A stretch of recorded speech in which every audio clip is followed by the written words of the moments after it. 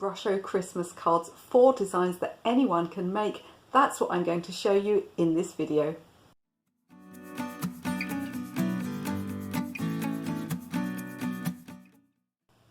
Welcome back to my channel. If you're new here and we haven't met before, my name is Michelle, and on this channel you'll find watercolour and mixed media tips and techniques, plus a little bit of business, social media and online selling advice for artists. So please do consider subscribing. If you click the little bell icon, you'll get notified every time I have a new video for you. So in a moment I'm going to point the camera downwards and show you 4 different Brusho designs for making beautiful watercolour Christmas cards. However, if you've never used Brusho before, I have another video for you might like to look at. It's just kind of an introduction to Brusho. So Brusho is a watercolour pigment powder. It comes in little pots like this, and I'll put a link up to that video just above. If you click on that, you won't go off this video, but it'll just give you a little introduction that you can watch alongside this video to show you how to use Brusho. However, you will be able to follow along as well. Now in this video I'm just going to show you the Christmas card designs. I'm not going to show you how to actually make a physical Christmas card, so I'm sure that most of you who do crafts know how to do that. If you're not sure, what you can do is just to get the watercolour paper and make a card out of that. So this card is actually made from watercolour paper, and the panel in the middle, you could paint directly onto the watercolour paper, nothing wrong with doing that, but for this case what I've done is I've painted the picture on a separate panel, and you can do that. So what I do is a board of stretch paper, draw some squares on it, and you can paint like that. Now when it comes to sticking Christmas cards together, however you're doing it, you want to be using one of 3 types of glue. So you don't want to use PVA, it'll really wrinkle up your paper and your card won't stand very nicely. So preferably one of 3 is Pritt Stick, which may not be a brand that we have in the US, but it's the type of glue that comes almost in a tube, and you twist it up like a lipstick, so it's sticky and it's a tube, and you rub it on your paper. So that's your first type, is your lipstick type stick up glue stick. The second type you can use would be spray mount, so proper permanent spray mount adhesive, and that's got instructions on the tin, and you can spray those. Only do 2 or 3 at a time, because it has to be, the contact time is very brief. You have to contact it with the paper quite quickly. So there's that option. The other option is double-sided sticky tape. This is probably the most secure and the easiest to get your head around. However, if you don't like doing things with small sort of fiddly things like the tape can be, then maybe the glue stick is best for you. So you can stick your cards together with 1 or 2 of those methods. And I find these really nice. So these are decal-edged scissors. I'll try and put them against. I'm trying to find them. There you go. So these actually give you a nice crinkle edge. So what I sometimes do with my watercolour cards is I cut the edge just on the front of the card. I cut that edge there with the decal edged scissors, and that's really lovely. You know, that gives it a lovely sort of almost like a Victorian sort of torn paper effect. So that's another way of doing it too. So lots of options there. You can also buy ready-made card blanks. You can buy card blanks made of watercolour paper for painting directly on. They're a bit pricey, you can make your own. Or you can buy ready-made card blanks where you just stick a panel on the front, or the aperture type, which are good if you've messed up the edges and you can fit that in between, and you just have that little bit that shows through the aperture. Now if you're cutting your own Christmas cards from watercolour paper, get yourself some envelopes and measure the envelope size, and you want to cut, you know, the front of your card and the back obviously as well. You need to double it. The edge of your card needs to be about 5 mil or 1/4 of an inch smaller than your card. If you make it too close, than your envelope, sorry. If you make it too close to the size of the envelope, you'll find it won't fit in. So give it a good, you know, a good 1/4 of an inch all the way around, and then your cards will fit into your envelope. For folding the card, if you've made it out of watercolour paper, you're going to need to score it. So use something like the back of a knife, so the non-cutting side of the knife, or a blunt dinner knife that you can use, or something like you know, a closed pair of scissors. So something that gives you sort of a metal point that isn't so sharp it's going to cut your paper, and just score down that centre line, and then your card will fold easily. So lots of ways of putting cards together, and let's get on now with those nice 4 Brusho Christmas card designs. So for my first card design, we're going to make a little winter snow scene, and the colour that we're going to be using is grey. Now that might sound a bit boring, but with all the Brusho colours, they tend to be multi-pigmented, and the grey has got beautiful sort of blues and lilacs and black shades in. So we're going to make our snow scene, and we're just going to use that one single colour. So what I've done to start with is I drew a square on the paper, or it's a sort of more of a landscape shape with pencil, and then I've just put some masking tape along the edges. If you look closely, you can probably see bits of fluff from my cardigan in it. And that is because it's really important that you de-sticky the masking tape. Unless you've got special low-tack tape, which you can buy, of course, you can use a standard household masking tape and just stick it to your clothing quite a few times to pick up some lint, and then it won't be so sticky that it will tear your paper. So we've got our space in the middle here, and this is where we're going to paint. Now, I'm not going to worry too much for the purposes of a demonstration video, but if you were making this, if this was going directly onto your Christmas card, you literally want to cover up every other part, because Brusho gets everywhere. It's very messy. So, you know, some newspaper or something like that. Or I like to use magazines because the paper's shiny and the print won't come off on your paper. So we've got our square here. The next thing we're going to do is take another piece of masking tape, and this one you can see I've purposely torn it so that it's got a bit of a wiggle to it, because that's going to be the top of our snow, so we don't want it to be a rigid straight line. So I'm going to pop that there, and I want to cover up the rest of the snow so we don't get Brusho on it. So I'm just going to get a little bit of magazine and just stick that there with a little bit of tape I've got lying around, so that I don't get the Brusho on the snow part. So that's the first thing to do. Now we're going to make some trees and some snowdrops from snowdrops. Is that the right word? Snowflakes. From masking fluid. So I've got some blue mask here. I like the coloured masking fluids because they show up against white paper, which the white ones obviously don't. I will put some links below if you need any of this equipment. You can have a look at that. I've got here, this is a ruling pen, which I'm going to use to apply the masking fluid. If you didn't have one of these, anything like a toothpick will do, but for goodness sake, don't use a brush unless it's some kind of special brush that's been designed for the purpose. And what I'm going to do now is, from the base where I've got my the top of my snow that's laying on the ground, I'm going to grow some fir trees. So let's have a go at that. So just taking a straight line up and then flicking outwards. You have to sort of keep dipping into the masking fluid. Try not, with any of these techniques, try not to put the masking fluid on too thickly, because that's one of the mistakes that people make with it. So as I flick these lines out, I'm going to make them come out a little bit more from the trunk of the tree towards the base, and they don't have to be perfect.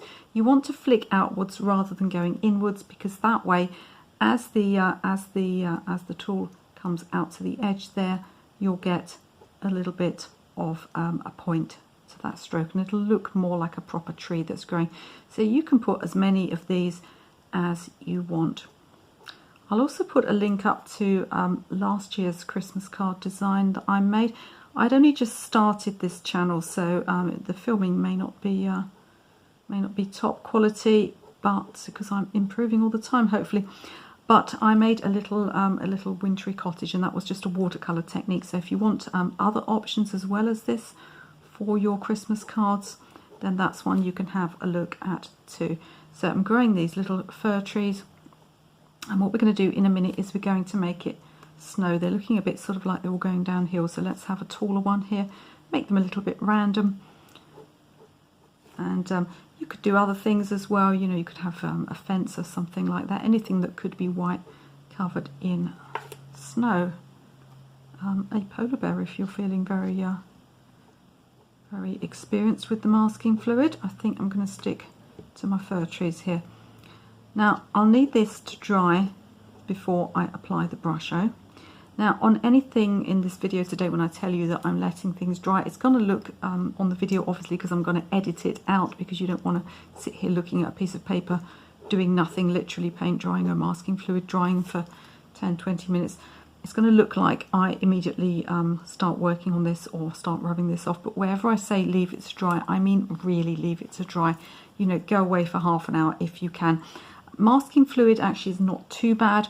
That's going to dry in about 10 minutes or less, and you'll start, I've got the lights on it here so it's going a little bit quicker, and you'll see that it starts to sort of gradually change colour. Now people sometimes press it and say, well, it's still tacky. It will still feel tacky because it's liquid rubber, but you'll be able to see when it's dried, when it changes colour. It often goes slightly darker. You'll just be able to see the difference. I don't know why I put the lid on that. The next thing you're going to do is make snow. So take the lid off again. What I'm going to do now is I'm going to get an old toothbrush. This is a very rough used toothbrush and it's got that kind of zigzag edge. They're the best type. We're going to splatter with it. So I'm going to dip it in my masking fluid. I'm going to splatter across here. As I said, if you're worried about all of this, cover that up too. Now, often when I demonstrate in my art classes, as soon as I start getting ready to splatter, everybody takes a step back. It's quite funny. They'll think they're going to be covered in paint or masking fluid. But really, if you splatter in a certain way, it will only go in one direction. So what you've got to do is you've got to get your thumb there, and then you're going to point it down at the paper, and you're going to pull it backwards. If you pull backwards, the splatter will go forwards, and if you point downwards, the splatter will go downwards. So you have a way there of making the splatter go where you want it, roughly. Now, if you're thinking to yourself, well, I've got arthritis, I can't do that very easily, just get yourself a blunt kitchen knife and run the knife backwards in lieu of your finger, as it were. So I'm going to dip in now. I've got some masking fluid. If you feel like it might be too much, you can tap a bit off on some scrap. You don't want great big drops going down there. And then we're going to just point it downwards, and I'm going to pull my finger backwards. And what we're doing now is making tiny little snowdrops. I think we made quite a blizzard there. And at this stage now, I'm going to let it dry a good 5 or 10 minutes before we apply the Brusho. So now my masking fluid is dry and I want to put my sky in. So what I'm going to do with this one is I'm going to put water right across this top area here, and then we're going to drop some Brusho in.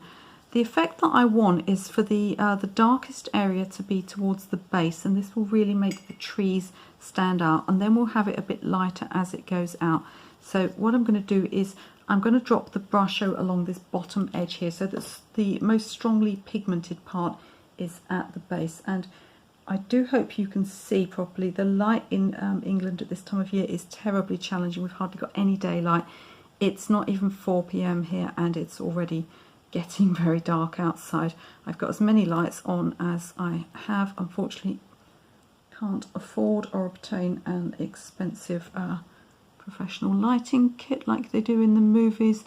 I'll lighten it up a little bit on the editing and hopefully you'll be able to see well enough. Perhaps the dim light will just make it a little bit more Christmassy.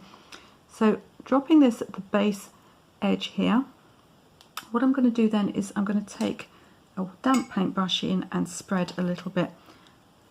So I'm just going to join those bottom bits up there like that. Now I don't want to lose all these sort of soft Brusho effects, so I'm going to sort of rinse most of the paint off of my brush but keep a little bit of that Brusho colour on there. If you just keep sort of spreading, you'll either end up with the whole lot being too light or the whole lot being too dark, so you just want to pick up the tiniest amount of that. We do want the paint going right up to the edges. Now sometimes it seeps under the masking tape a little bit. That's just one of those things, you know, that's the joy of handmade cards. Now I quite like that. I think I'd like a little bit more Brusho just above the trees there. So let's see if we can just get a tiny bit more up the top there,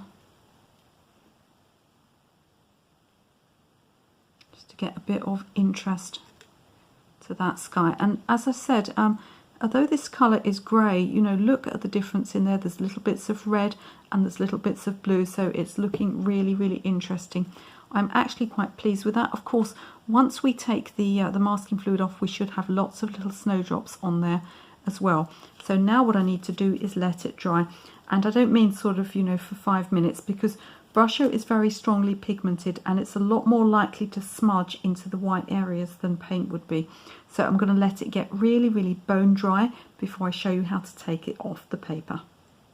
So the Brusho is completely dry now, and what we're going to do is we're going to peel off all of the other stuff, the tape and magazine. Can you see the lovely rough edge that masking tape has given us there? So we're going to get rid of all of that, including the outside stuff.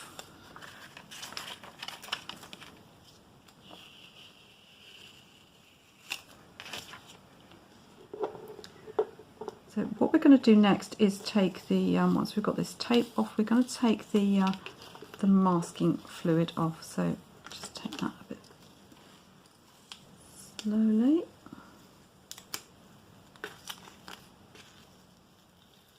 There we go. We've got a slight tear on the paper there. Don't worry too much about this. Just pick the paper off, and then you can actually just, you can burnish with a rubber, or even a scalpel blade will, held flat, will get rid of that in the main, so you'll be able to get rid of that. So what I'm going to do now is take off my masking fluid, and I'm using a rubber. Now it's very easy for Brusho to smudge even when it's dry, so you may get a little bit of smudging, so try not to just go across the whole thing in great big strokes like that. Sort of try and work in each part, so that if you do pick up anything, you're not smearing it across the rest of the card. And then I'm going to just work in little circles here. You can use your fingers instead, but I find that a rubber just picks things up a little bit better. And if you're not sure if all of the masking fluid is off, if you make sure you've got clean hands, I haven't got any cream or anything like that on, any oil on your hands, and then just run your fingers across when your hands are clean and dry, and you'll just be able to feel if there's any masking fluid left and take that off. Doesn't that look beautiful? Now another thing that you can do just to get the other edge here is to go in with something like a very light blue or a grey. We can get the idea of some snow shadow along the base here. As I said, you don't have to do this part, you could just leave it as it is there, but another thing that you could do is just to take some shadow in places. I'm going to put some water on that so it doesn't look quite as mad, and we're just going to get the idea of a little bit of something going on down there. I'm actually picking up little bits of Brusho as well that has it's flicked onto the paper and you don't even know it's there. It's an amazing thing. So I'm just using a little bit of paint out of my palette here. I think it's a bit of pink, and there's a bit of blue in there as well. It's kind of combining with some of the little bits of Brusho. So what we're doing here is we're getting that that other edge to the design. As I said, if anything looks a bit too harsh, just put some water on it. So that's quite a nice thing to do, but you don't have to do that. You could just leave that whole bottom edge open so that you just have the top part of the design. So for my next design, we're going to make a beautiful snowflake, and we're going to use some turquoise Brusho. I like this colour because it's I know it's a very bright blue. However, you can use absolutely any colour that you like. Anything goes with Christmas nowadays, so any colour that you fancy you can make. And the snowflake itself is going to be white, so we're going to do that with masking fluid. Now I've got this ruler here that's got various size circles on, which is quite handy, but you can of course just get something else, a little tub or a little pot of some kind, and just draw around it, and you can have more than one snowflake if you want. But to keep it simple, I'm just going to do one. So the circle is just a guideline, and this this ruler happens to have little quarter marks on it, so I can take advantage of those and mark those on. So what I'm going to do now is draw a cross. So you basically want a little circle with a cross. Just draw very lightly in pencil, just so you've got a rough guideline of where you're going to work. It does not have to be as precise as this one. What I'm going to do next is I'm going to take my masking fluid and build my snowflake out from there. So what I'm going to do first of all is take the masking fluid along like this, and what masking fluid does, it just reserves that white paper. Now don't worry if you're going over the top of pencil, because at the end it'll all rub off. So I'm going to take this out, and you can be fairly thick with these lines, you know, they don't have to be sort of hair thin. So I'm just going to put a little bit more on that, especially on these main lines.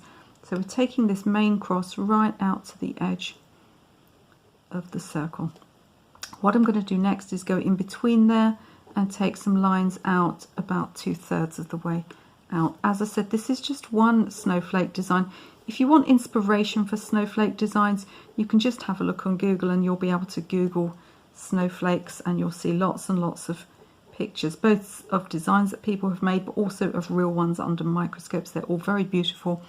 The lines they're made of tend to be straight lines. So what I'm going to do now is I'm going to go upwards in a triangle from the big lines up to the small lines. You can see that also sort of almost makes a square. Now it does not have to be exact. Another thing that you sometimes get on snowflakes is you get something like this, so we can take those little lines out there and really just building it up as simple or as complex as you want it to be. And remember, with each sort of quarter, make sure that everything is exactly the same. So maybe I'll take out some lines from these corners here. There we go. If you're not feeling very confident about getting this right, then you can just draw the whole snowflake lightly on your paper before you put the masking fluid on. But we're not going for, you know, for geometric accuracy. I think what we'll do just for fun is we'll take some lines around here as well and make these a little bit more curved. There we go. So we've got quite a nice snowflake there, and I'm going to now let the masking fluid dry. I'll know when it's dry because it'll go a little bit darker and just change very slightly. So we're going to wait now until that's dry. Will be a good 10 minutes. So here's where the video might get a little bit confusing because this is actually a different design, and that's because as I went to edit the central section where I'm showing you here how to apply the Brusho, for some reason the video file was corrupted. So at the beginning of this section we've got one design, and then at the end it'll be the same design, but I'm just having to film the bit where I apply the Brusho separately because something went wrong with the video, but that's the fun of making films. So I've got my Brusho here. What I'm going to do this time is drop it onto dry paper.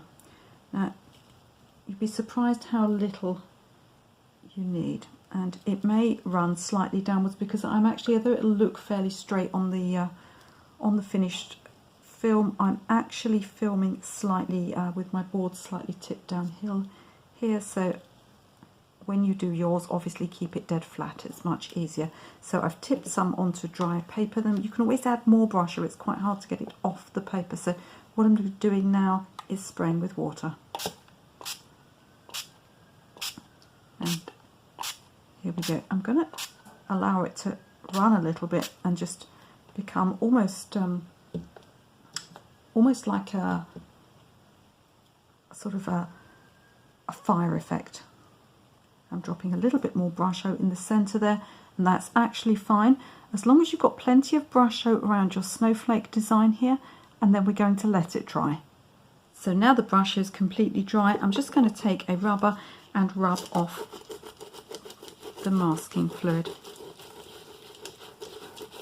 Now while I'm doing this, I will also be lifting off that initial pencil, so we should end up without any pencil showing in the finished design. So brush off the bits, and also probably hold it upside down over a bin and give it a good tap to get off any excess Brusho. A really, really simple design, but isn't it beautiful? So for our next design, we're going to make a Christmas tree, and I'm going to use this colour here, which is leaf green, which I know is very pretty and has got little bits of yellow in.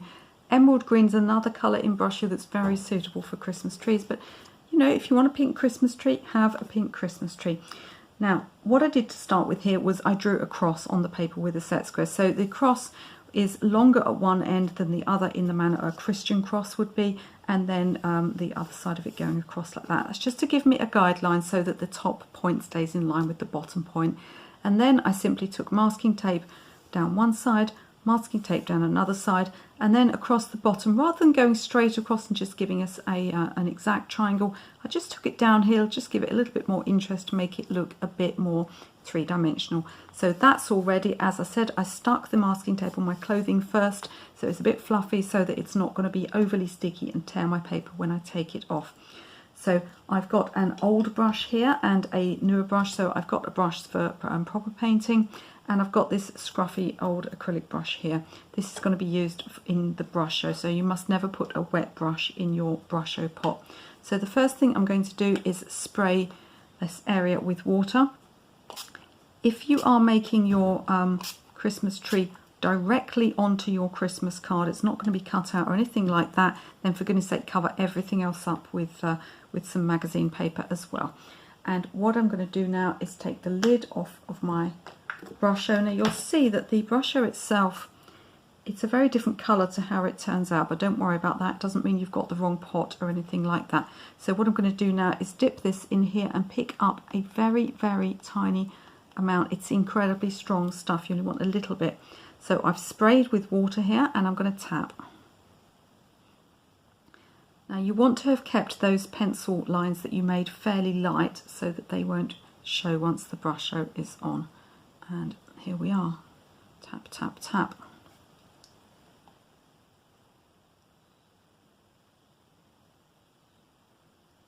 So we've got some stuff starting there. I'm going to spray it again. Don't want to spray so much that it runs. I mean, by runs, I mean off the paper. What I'm going to do now is, using a brush, just take it out to the edges there. So you want to make sure that there's Brusho right up to the edge of your picture, because otherwise you won't get that nice tree shape. So I'm just going to tap a little bit more on. Be careful with Brusho because you can always add more. It's very hard to take it off. So I don't want to blend with the paintbrush so much that I lose the beauty of the Brusho, but I do want to just make sure, I've got a little bit of water here, I just want to make sure that I'm getting some colour right up to the edges of my tree. So a little bit of a dabbing effect, so not taking the paintbrush over everything, and allowing those nice pretty shapes that have taken place and those different colours to stay where they are. Look at these pretty bits of yellow and blue. This is the wonderful thing about Brusho, is that you get multiple colours in the same colour, so you get multiple pigments within the same colour. So I'm pretty happy with that, and what I'm going to do now is let that get completely dry. So my Christmas tree's dry now, and I'm just going to pour the masking tape off. Now, masking tape or masking fluid, it's a good idea to pull it off at a low angle to your paper. In other words, instead of pulling it straight up, pull it along the paper, and this way it'll be a lot less likely to tear. And go very, very slowly, because if it starts to tear, you want to almost sort of stop it in its tracks and perhaps approach it from the other side. Don't just rip it off, because that's when you get those problems. And as I said, I did take the sticky off of this tape a little bit at the beginning. So here we are, and we've got left with that lovely Christmas tree shape. So that's why we took the paint right up to the edges, so we have that nice crisp line, but we kept those Brusho effects in the middle. And just to finish this one off, what I'm going to do is just draw myself a little bucket for the Christmas tree, and maybe we'll have a little star on it too. So I've drawn a little bucket for my Christmas tree, and I've drawn a little star for the top of it. So all I'm going to do now is paint those in by hand. So I think we'll have the star in a little bit of quinacridone gold, but you could use a blue or a silver or even a red, any colour that you like for this. And just going to paint that in there. I wouldn't go too much of a pale yellow because they tend not to show up. So if you want the gold effect, then I'd go for something like a quinacridone gold or one of your strong yellow Brusho colours. So there's my star on the top, and then just going to put a little bit of brown in for the bucket. So I think we've got a little bit of sepia here. But you know, you could do anything you like. You could have a red bucket. You could even, if you're a crafter and you have lots of those little sort of trinkets things, those little stick-on jewels, you could certainly make this a bit more special. So I'm assuming here that we've got hundreds of these to make, or at least dozens of them to make if you're going to do all of your Christmas cards. But you know, if you want to do one for a very special person, then you could actually be a little bit more adventurous with it. Stick on some bows from fabric, something like that. So there we are. There's our Christmas tree finished. When it's dry, I will just rub off those pencil lines. Any pencil lines that are left showing, you want to rub those off, but do wait till it's fully dry. So next we're going to make a bauble, and what I've done is I've just taken a little plastic pot that I had some hummus in or something like that, and I've just drawn around it, and then I've just drawn the bit at the top there where it would hang on the tree. We're going to paint that separately afterwards. So we're going to do the bauble first. Now I'm not going to spray this time because I don't want it to go outside of this nice circle that I've made, and I'm going to use this colour here, which is Terracotta, which is not actually as orange as it would sound. There's several colours of Brusho which are red. Most of them are kind of pinkish red, so I wanted something a bit more earthy, and this is a lovely strong colour. So what I'm going to do first of all is I'm actually going to just wet the bauble with a paintbrush. So I'm going to be quite careful that I only take the water up to the edge. So there we are. I think I've still got a little bit of the green in there, but it won't matter. That's the thing with Brusho, it really does get everywhere, and the tiniest little speck of it will turn into paint. So I'm painting here within that circle, but I'm not going over the little top bit where the metal attachment would hang the bauble to the tree. We're going to put that in afterwards, but first of all we're going to do the Brusho. So as I said, I'm just putting the water carefully up to and around the edge of that bauble. Could, if you wanted to be a little bit fancier as well, you could also mask out with the masking fluid. A white highlight would make the bauble look extra shiny, but I'm going to keep it quite simple this time. I'm going to go straight in with my terracotta. So taking the lid off very carefully, and again I'm going to dip in very, very carefully and literally tap this right near the center. I don't want it to go outside of the bauble. You can see some has already got on the paper. Now if you are needing it to be very, very clean around the edges, make sure that you mask around the edges with a bit of newspaper or magazine paper. So I'm going to tap this Brusho in, and see the beautiful little sort of explosion marks it makes going onto wet paper there. You get quite a different effect from that broken effect you get when spraying. Now, although I don't want to lose these, I do need the paint to go right up to the edge, otherwise you won't see the edge of the shape of the bauble. So what I'm going to do now is I'm going to get my paintbrush and I'm going to just blend out some of that Brusho at the edges and take it round the edges there.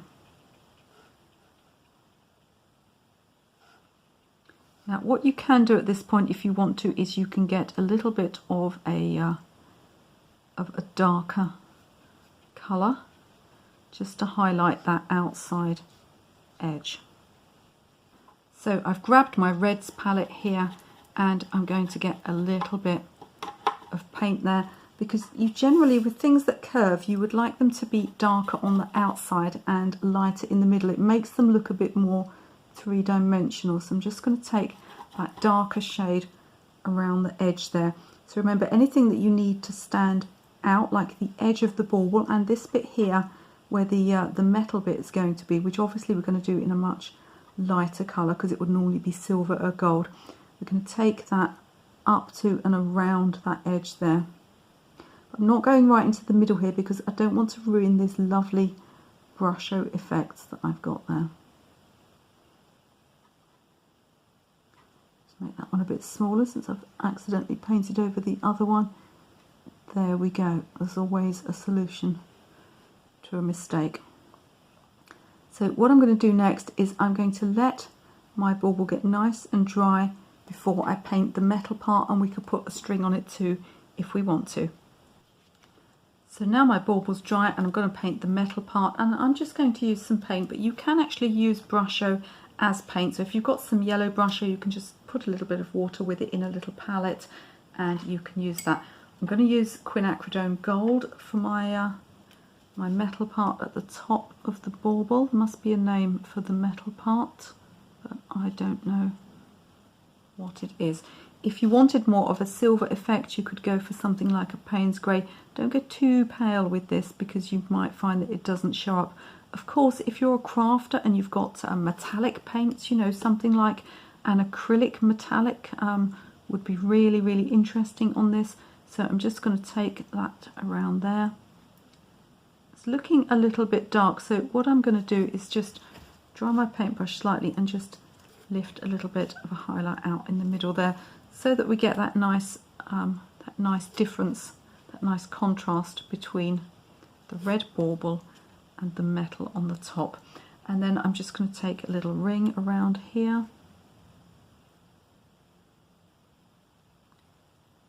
And you can as well, if you want to, you can have your bauble just like that, or you can take a little string up there. So let's just grab something that's in my palette. What's this? Little bit of pink, I think. So we're just going to take that line up there.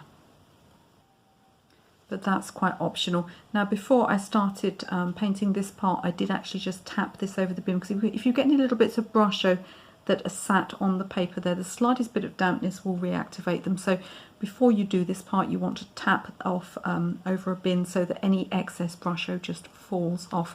I also want to remove the pencil line here, and I can still see some pencil around here that needs to come off. Again, I'm going to let this get completely dry before I remove the pencil, and then it'll be finished.